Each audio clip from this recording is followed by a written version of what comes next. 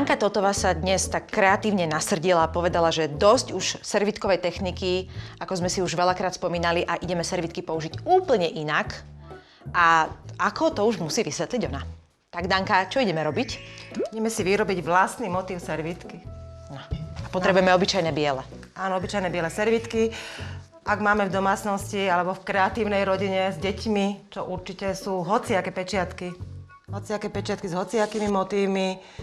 A tak pečiatkovú farbu na textil. Hovor kľudne, ja musím, áno, ja musím pečiatkovať, lebo...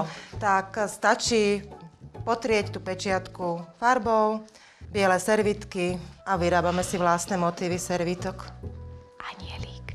A čo sa s tým potom dá robiť? Lebo ja vidím, že si nám sem priniesla takéto krásne vrecúška a to už je, vážený, nalepená servitka, ktorá je popečiatkovaná. Áno, presne. Klasická tá pečiatka, tento motív nie, ale niektorý, myslím, že srdiečkový je tu niekde. Áno, máš, áno. Tento motív, červená pečiatková farba alebo fialová, podľa toho, aké chceme tú farbu tej servitky.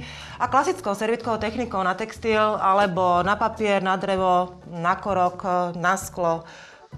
Rovnakým spôsobom, čiže oddelíme tú servitku, zoberieme lepidlo na servitku a len teraz, prosím ťa, som vo svojom živole milujem pečiatky. Áno, je takisto. Nerušiť a pečiatkovať, aby sme urobili zásobu, aby sme potom mohli povyrábať rôzne ozdôbky. Ja tu mám dokonca celý taký čajový servis. No môžeš robiť, a tento je pekný, ukáž. Však, to som ukázala už. Anieliček. Anieliček, no.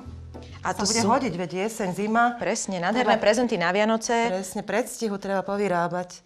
A nielen na servitkovú techniku, ale môžeme si tak dekorovať, aj keď budeme mať, vieš, nejakú návštevu. Ale... Na čelo napríklad si môžeš. Môžeš.